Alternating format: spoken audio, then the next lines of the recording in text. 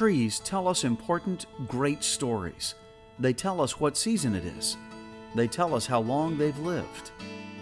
And trees tell us some very important stories about the environment and the air we breathe every day and will need for generations.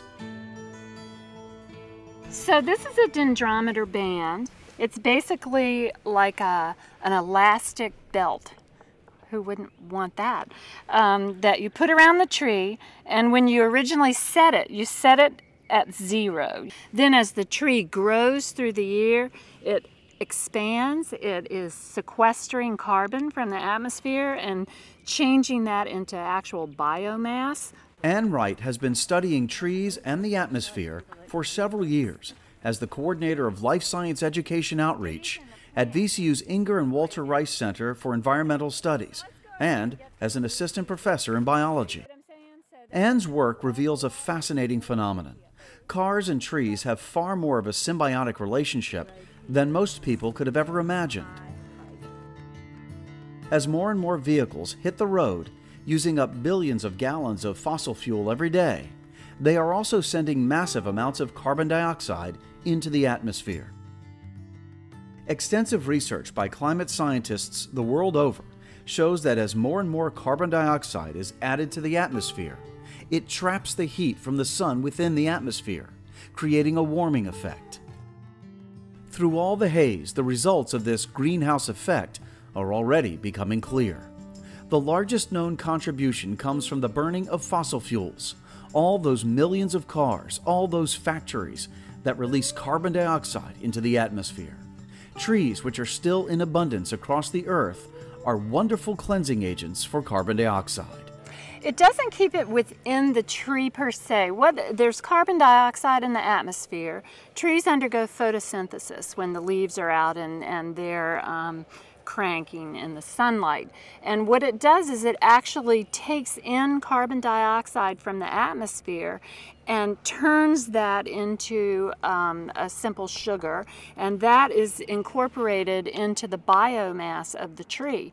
And so the tree is actually scrubbing, they call it scrubbing carbon from the atmosphere. This particular tree on the Rice Center grounds has been growing nicely. So we want to know what number that line is lining up with. Each year we can see how much it's grown, see what a change has been made here in terms of the girth of the tree.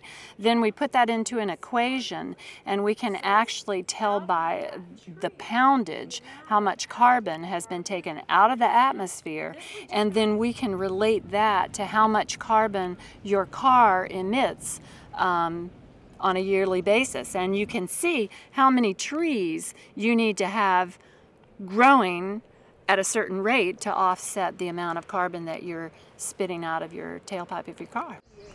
I would say 0.7. 18.7 meters. 18.7. These students from Charles City County Middle School are getting a first-hand view of this important scientific process and learning the value of keeping as many trees as possible. They don't just look beautiful and serene, they perform a life-saving function for all of us. Scientists who study carbon emissions portray an alarming increase in the amount of carbon dioxide we are now releasing into the atmosphere. As this builds and trees are cut down, our climate will transform.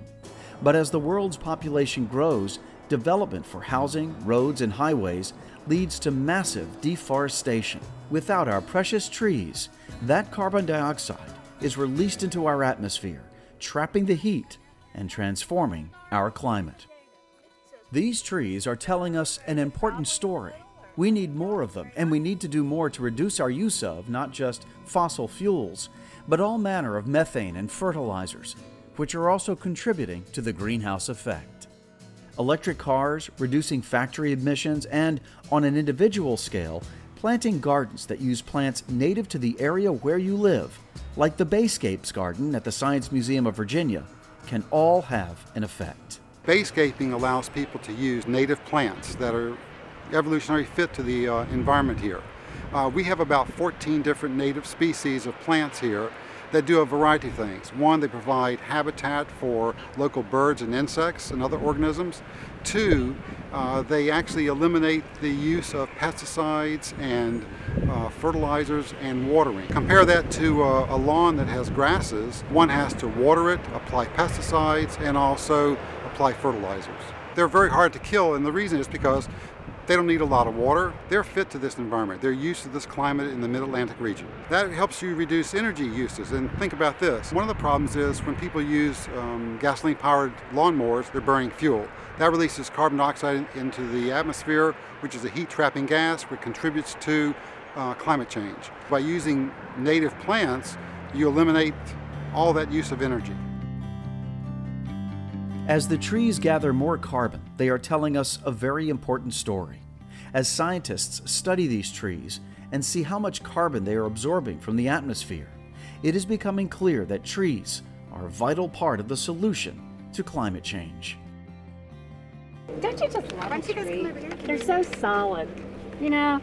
And people don't really notice trees. They always sort of, yeah, there are trees around and they never think about them, but they're sitting here working for us. As students learn about carbon sequestration, reading the stories these trees are telling us, they can then understand the importance of seeking solutions to the greenhouse gas phenomena. And in their service learning work, these students are becoming part of the solution. Look at those.